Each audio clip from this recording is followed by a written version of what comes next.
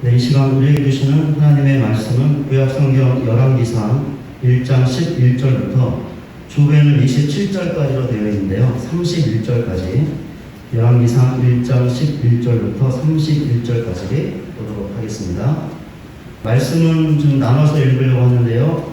11절부터 14절까지 읽고 22절부터 31절까지 읽도록 하겠습니다. 나단이 솔로몬의 어머니 밧세바에게 말하여 이르되 핫깃의 아들 아도니아가 왕이 되었음을 듣지 못하였나이까 우리 주 다윗은 알지 못하시나이다. 이제 내게 당신의 생명과 당신의 아들 솔로몬의 생명을 구할 계책을 말하도록 허락하소서. 당신은 다윗 왕 앞에 들어가서 아뢰기를 내 주 왕이여 전에 왕이 여종에게 맹세하여 이르시기를 내 아들 솔로몬이 반드시 나를 이어 왕이 되어 내 왕위에 앉으리라 하지 아니하셨나이까. 그런데 아도니아가 무슨 이유로 왕이 되었나이까 하소서. 당신이 거기서 왕과 말씀하실 때 나도 뒤이어 들어가서 당신의 말씀을 확증하리이다. 밧세바가 왕과 말할 때 선지자 나단이 들어온지라. 어떤 사람이 왕께 말하여 이르되 선지자 나단이 여기 있나이다 하니 그가 왕 앞에 들어가서 얼굴을 땅에 대고 왕께 절하고 이르되 내 주 왕께서 이르시기를 아도니아가 나를 이어 왕이 되어 내 왕위에 앉으리라 하셨나이까. 그가 오늘 내려가서 숫소와 살찐 송아지와 양을 많이 잡고 왕의 모든 아들과 군사령관들과 제사장 아비아다를 청하였는데 그들이 아도니아 앞에서 먹고 마시며 아도니아 왕은 만세수를 하옵소서 하였나이다. 그러나 왕의 종 나와 제사장 사독과 여호야다의 아들 분야야와 왕의 종 솔로몬은 청하지 아니하였사오니 이것이 내 주 왕께서 정하신 일이니까. 그런데 왕께서 내 주 왕을 이어 그 왕이 앉을 자를 종에게 알게 하지 아니하셨나이다. 다윗 왕이 명령하여 이르되 밧세바를 내 앞으로 부르라 하매 그가 왕이 앞으로 들어가 그 앞에 서는지라. 왕이 이르되 내 생명을 모든 환난에서 구하신 여호와께서 살아계심을 두고 맹세하노라. 내가 이전에 이스라엘의 하나님 여호와를 가리켜 내게 맹세하여 이르기를 내 아들 솔로몬이 반드시 나를 이어 왕이 되고 나를 대신하여 내 왕위에 앉으리라 하였으니 내가 오늘 그대로 행하리라. 밧세바가 얼굴을 땅에 대고 절하며 내 주 다윗 왕은 만세수를 하옵소서 하니라. 아멘. 여러분들하고요 지난 한 주간도 수고 많으셨습니다. 힘내세요. 같이 한번 고백하며 인사하겠습니다. 네, 끝나지 않을 것 같았던 장마가 드디어 이제 끝났다고 공식적으로 발표가 있었고요. 또 비가 많이 와서 피해를 입은 지역이 많이 있는데, 그 피해를 입은 분들에게 하나님의 위로와 도우심의 은혜가 있을 수 있도록 좀 기도해 주시고요. 이제 장마가 물러갔는데 코로나가 또 수도권을 중심으로 다시 확산 추세에 있어서 많이 걱정이 됩니다. 여러분 힘들고 어려운 상황 가운데 더욱더 하나님 붙잡으시고 하나님의 은혜로 승리할 수 있는 모두가 되었으면 좋겠습니다.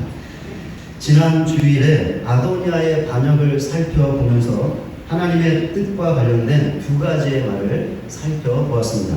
하나는 반역이었고 또 다른 하나는 훈계와 책망이었습니다. 반역이라는 말을 통해서 살펴보았던 것은 하나님에 대한 반역이 무엇인가 라는 것이었습니다. 무엇이었죠? 성경에 나와 있는 하나님의 도덕적인 뜻을 무시하고 자기 마음대로 행하는 것, 한마디로 불순종하는 것이 반역이라는 것입니다. 성경에 나와 있는 하나님의 뜻은 우리가 하나님을 예배하는 것이죠. 그런데 우리가 하나님을 온전히 예배하지 않는다면 예배의 자리에 나와 있어도 마지못해서 기계적으로 형식적으로 예배한다면 아니 아예 예배의 자리에 나오지 않는다면 바로 이것이 하나님에 대한 반역이라는 것입니다. 성경에 나와 있는 하나님의 뜻은 우리가 하나님께 기도하는 것이죠. 그런데 우리가 바쁘다는 핑계로 아니면 게으르기 때문에 기도하지 않고 있다면 바로 이것이 하나님에 대한 반역이라는 것입니다. 성경에 나와 있는 하나님의 뜻은 우리가 하나님께 감사하는 것이죠. 심지어 감사할 수 없는 상황에서도 감사하는 것입니다. 그런데 우리가 이런저런 이유를 들어가며 불평하고 원망하고 있다면 바로 이것이 하나님에 대한 반역이라는 것입니다. 성경에 나와 있는 하나님의 뜻은 우리가 하나님만을 사랑하는 것이죠. 그런데 우리가 하나님보다는 육신의 정욕과 안목의 정욕과 이 세계의 자랑을 더 사랑한다면 바로 이것이 하나님에 대한 반역이라는 것입니다. 성경에 나와 있는 하나님의 뜻은 우리가 서로 사랑하는 것이죠. 그런데 우리가 서로 시기하고 미워한다면 바로 이것이 하나님에 대한 반역이라는 것입니다. 그런데 하나님은 우리가 반역할 때 가만히 있지 않으시죠? 무엇인가를 행하십니다. 무엇이었죠? 이것이 하나님의 뜻과 관련해서 살펴본 두 번째 말이었는데 책망과 훈계였습니다. 우리가 반역할 때 하나님께서는 우리가 제자리로 돌아올 수 있게 훈계하시고 책망하십니다. 우리가 하나님의 자녀이기 때문에 훈계하고 책망하시는 것이죠. 무엇으로 하십니까? 하나님의 말씀으로 하십니다. 그렇게 우리가 성경을 잘 읽어야 하는 것이고 예배 중에 선포되는 하나님의 말씀을 잘 들어야 하는 것이죠. 왜 그렇습니까? 그렇게 해야 말씀을 통해서 우리에게 주시는 훈계와 책망의 말씀을 받고 반역의 자리에서 다시금 순종과 충성의 자리로 돌아올 수 있기 때문입니다. 이런 사실을 반드시 알고 하나님께서 훈계와 책망의 말씀을 주실 때 하나님께 반역하고 있음을 깨닫고 그것을 회개하여 다시금 충성과 순종의 자리로 돌아올 수 있는 우리 모두가 되시기를 주님의 이름으로 간절히 소원합니다. 오늘 본문도 아도니아의 반역과 관련된 것인데 오늘도 하나님의 도덕적인 뜻과 관련해서 두 가지의 말을 살펴보도록 하겠습니다. 하나는 촉구이고 또 다른 하나는 지금이라는 말입니다. 먼저 촉구라는 말을 살펴보겠습니다. 아도니아는 자기 스스로를 높여서 왕이 되려고 반역을 일으켰습니다. 그리고 반역의 성공을 위하여 잔치를 베풀고 자신을 따를 사람들을 청하게 되었는데 아버지 다윗을 따랐던 사람들 중에서도 몇몇이 참석을 했습니다. 그런데 참석하지 않은 사람들도 있었는데 아도니아가 이들을 초대하지 않았기 때문이죠. 여기에 나단 선지자와 다윗의 또 다른 아들이었던 솔로몬이 있었습니다. 나단 선지자가 이 일을 알게 되었죠. 나단 선지자는 이 일을 제일 먼저 솔로몬의 친모였던 밧사베에게 알렸습니다. 그리고는 그녀에게 한 가지 계략을 말해 주었습니다. 오늘 본문이 바로 이 내용에 관한 것인데 나단의 계략이 본문 11절부터 14절까지에 나와 있습니다. 내용을 정리하면 다음과 같습니다. 나단은 밧세바에게 아도니아가 왕이 되려는 것을 다윗이 모른다고 말했습니다. 그러니 다윗 앞으로 나가서 예전에 다윗이 그녀에게 했던 한 가지 맹세에 관해서 말하라고 했습니다. 어떤 맹세였냐면 다윗이 자신의 뒤를 이을 왕으로 솔로몬을 택하겠다는 약속이었습니다. 나단은 밧세바에게 이 맹세를 말하면서 이 맹세가 있는데도 어찌하여 아도니아가 왕이 되려 하는 것이냐고 다윗에게 말하라고 했습니다. 그러면 바로 그때 나단 선지자 자신도 들어가서 그녀의 말을 확증하겠다고 했습니다. 밧세바는 나단 선지자의 말대로 하겠습니다. 이 내용이 본문 15절부터 21절까지에 나와 있습니다. 밧세바는 다윗 앞으로 나왔습니다. 그리고는 다윗이 예전에 그녀에게 솔로몬을 다음 왕으로 삼을 것이라고 맹세했는데 지금 아도니아가 왕이 되려 한다고, 그런데 다윗이 그 사실을 모르고 있다고 말했습니다. 그러면서 밧세바는 다윗에게 이스라엘 모든 백성 앞에서 누가 왕이 될 것인지를 선포하라고 말했습니다. 그러니까 솔로몬이 왕이 된다는 것을 공개적으로 발표하라는 것이었죠. 만약에 다윗이 그렇게 하지 않으면 자신과 솔로몬은 죽게 될 것이라고 말했습니다. 바로 그때 나단 선지자도 다윗 앞에 나왔습니다. 그리고는 그의 계략대로 밧세바의 말을 확증해 주었죠. 이 내용이 본문 22절부터 27절까지 나와 있습니다. 나단의 말은 밧세바의 말을 확증해 주는 것이었기 때문에 그녀가 했던 말과 거의 동일했습니다. 그런데 다른 것이 하나 있었는데 본문 25절 후반부에 나와 있는 그들이 아도니아 앞에서 먹고 마시며 아도니아 왕은 만세수를 하옵소서라는 말이었습니다. 나단은 이 말을 추가한 후에 계속해서 아도니아가 베푼 잔치에 초대받지 못했던 사람을 좀 더 구체적으로 언급했습니다.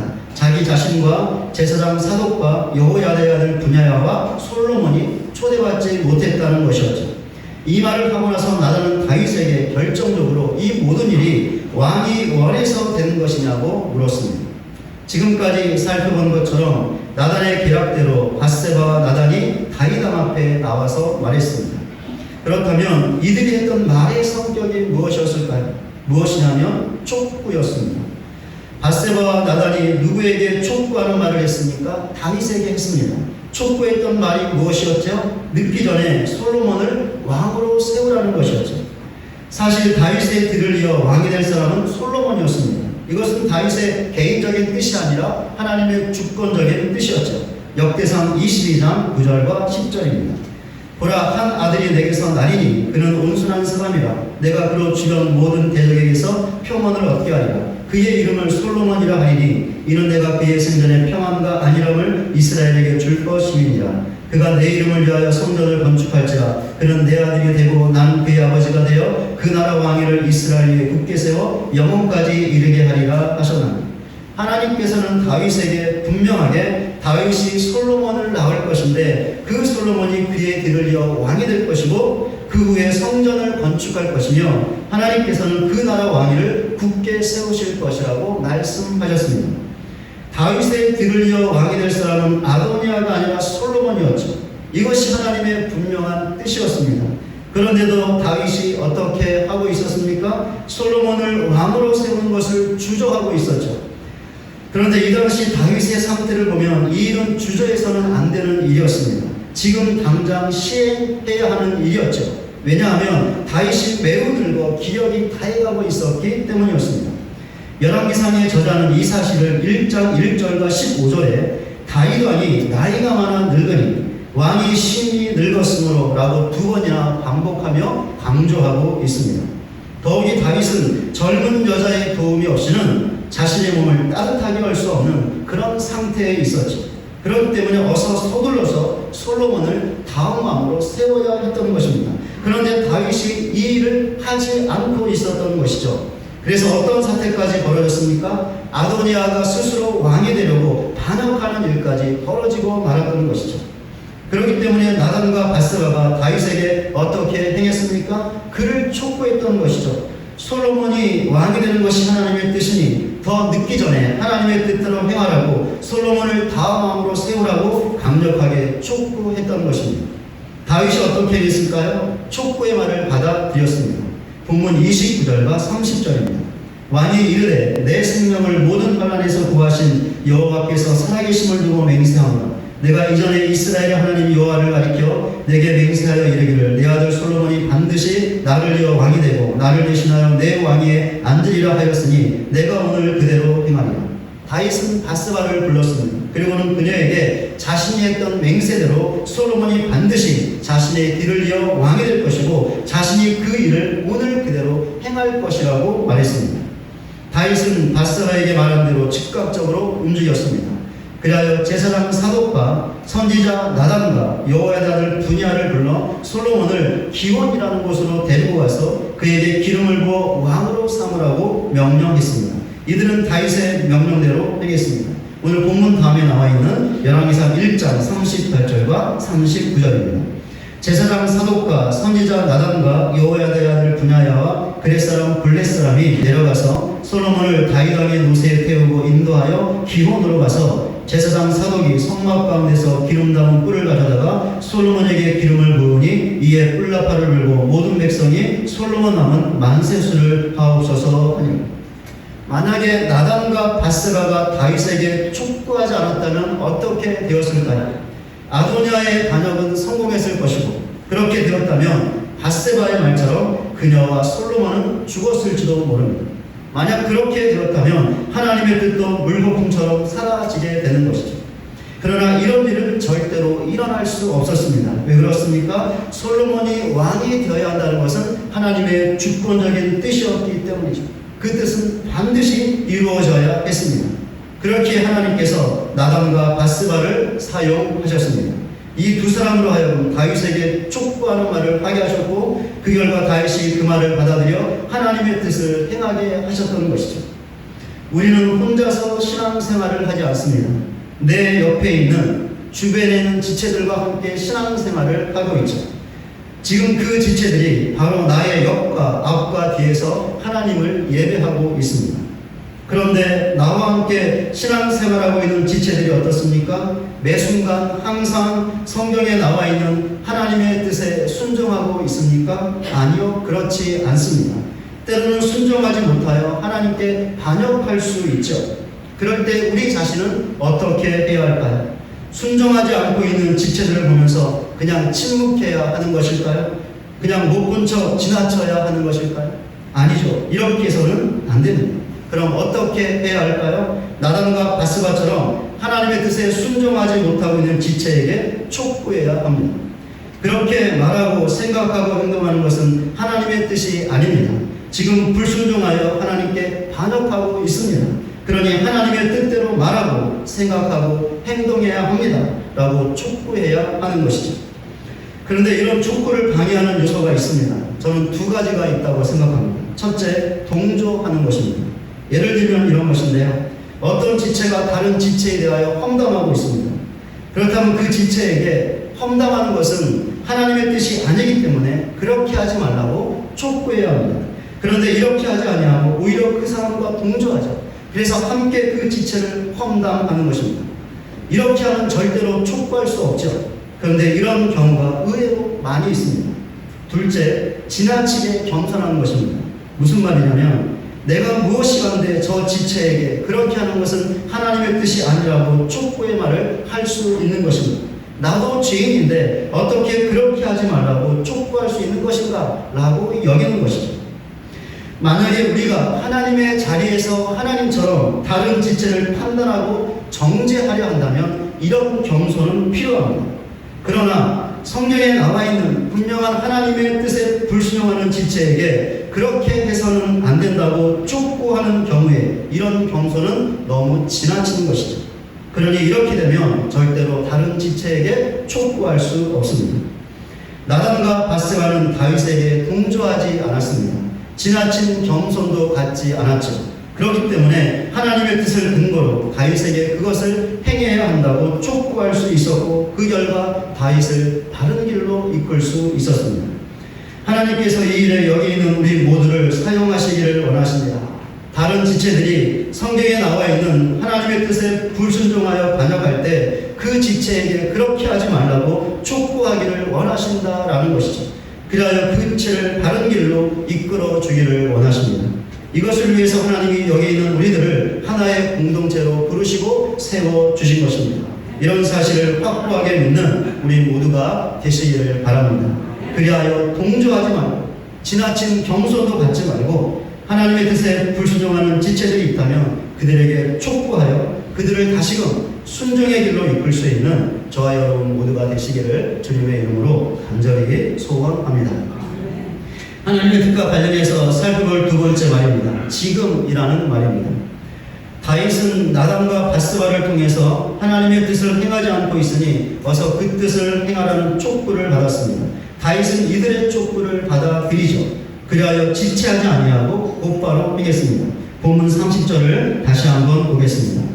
내가 이전에 이스라엘의 하나님 여호와를 가리켜 내게 맹세하여 이르기를 내 아들 솔로몬이 반드시 나를 이어 왕이 되고 나를 대신하여 내 왕위에 앉으리라 하였으니 내가 오늘 그대로 행하리라. 다윗은 바스바를 불러서 예전에 그녀에게 맹세했던 대로 솔로몬을 왕의 자리에 앉힐 것이라고 분명하게 말했습니다. 그런데 언제 그렇게 하겠다고 말했습니까? 일주일 뒤에 할 것이라고 말했나요? 아니면 한 달 혹은 두 달, 1년 뒤에 할 것이라고 말했나요? 아니죠. 다윗은 이렇게 말하지 않았습니다. 대신 내가 오늘 그대로 행할 것이다 라고 말했습니다. 미루지 않고 지금 당장에 시행하겠다는 것이죠. 그리고 그의 말대로 그대로 행했습니다. 여기 있는 우리들은 다른 지체들이 하나님의 뜻에 불순종할 때 그렇게 하지 말라고 촉구해야 합니다. 그러나 그와 동시에 다른 지체의 촉구를 받아야 합니다. 왜 그렇습니까? 우리 자신도 하나님의 뜻에 불순종하여 반역할 수 있기 때문이죠. 그렇다면 다른 지체가 우리 자신에게 촉구할 때 어떻게 해야 할까요? 다윗처럼 해야 합니다. 그러니까 그 촉구를 받아들여야 한다는 것이죠. 바로 이것이 진정한 겸손인 것입니다. 그렇다면 받아들인 후에는 어떻게 해야 할까요? 지금 당장 하나님의 뜻에 순종해야 합니다.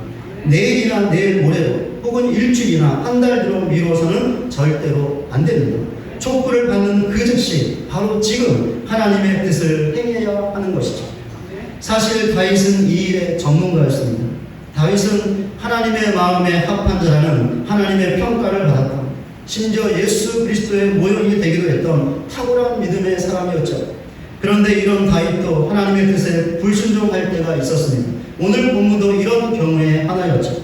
그런데 오늘 본문보다 더 강렬하게 하나님의 뜻을 어겼던 적이 있었습니다. 이것을 우리도 잘 알고 있죠. 무엇이냐면 본문에 나오는 밧세바와 간음을 행하고 그것을 은폐하기 위해 자신의 충신이었던 그리고 밧세바의 남편이었던 우리아를 죽였던 것입니다. 다윗은 간음죄와 살인죄를 동시에 저질렀던 그 결과 하나님의 뜻에 불순종하여 반역을 행했던 끔찍한 죄인이었죠. 하나님께서는 이런 다윗에게 본문에 나오는 나단 선지자를 보내셨습니다.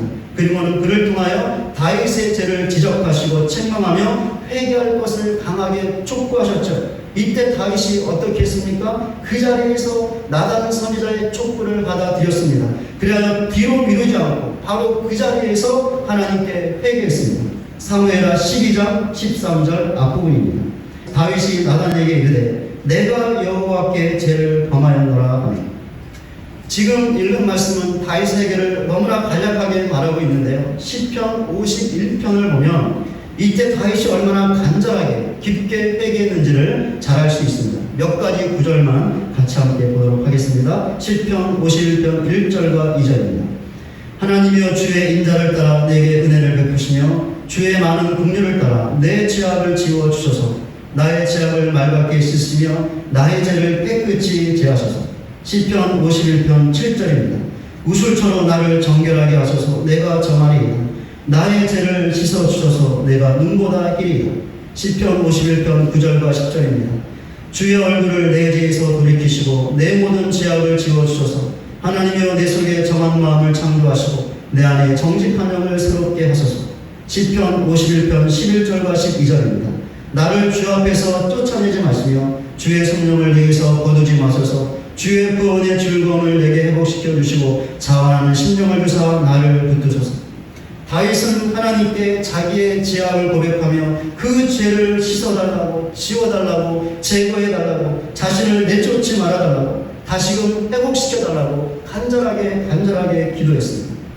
이처럼 다윗에게서는 회개는 간절한 회개, 깊이 있는 회개였죠. 다윗은 항상 이렇게 행했습니다.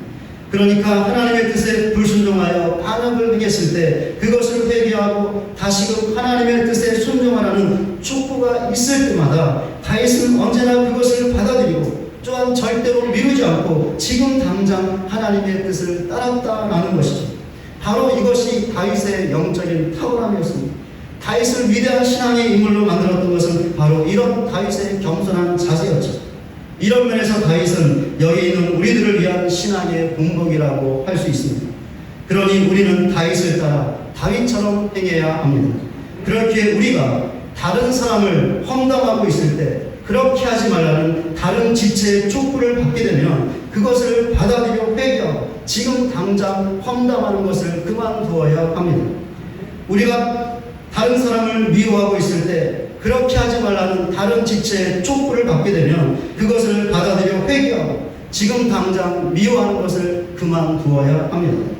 우리가 하나님이 아닌 세상의 다른 것을 더 사랑하고 있을 때 그렇게 하지 말라는 다른 지체의 촉구를 받게 되면 지금 당장 세상을 향한 사랑을 그만두어야 합니다. 우리가 기도하고 있지 않을 때 그렇게 하지 말라는 다른 지체의 촉구가 있게 되면 그것을 받아들여 회개하고 지금 당장 기도해야 합니다. 우리가 주님과 교회를 위해 헌신하지 않고 게으를 때 그렇게 하지 말라는 다른 지체의 촉구를 받게 되면 그것을 받아들여 회개하고 지금 당장 주님과 교회를 위해 헌신해야 합니다. 우리는 성경에 남아있는 하나님의 모든 뜻에 대하여 이렇게 행해야 합니다. 그러니 이런 사실을 반드시 알고 우리가 하나님의 뜻에 불순종하고 있을 때 그것이 무엇이 되었든지 그것에 대한 다른 지체의 촉구가 있게 되면 그것을 받아들여 회개하고 지금 즉시 하나님의 뜻에 순종할 수 있는 우리 모두가 되시기를 주님의 이름으로 간절히 소원합니다. 말씀을 맺겠습니다. 오늘 본문을 통해서 살펴봤던 하나님의 뜻과 관련된 두 가지 말은 촉구와 지금이었습니다. 이 두 가지 말을 마음 깊이 새기는 우리 모두가 되시기를 바랍니다. 그리하여 우리가 하나님의 뜻에 불순종하여 반역을 행할 때 그렇게 하지 말라고 서로에게 촉구하시고 그 촉구가 있을 때마다 그것을 받아들여 회개하고 지금 당장 지금 즉시 그 하나님의 뜻을 순종하는 믿음의 삶을 살아가는 저와 여러분 모두가 되시기를 주님의 이름으로 간절히 축원을 드립니다.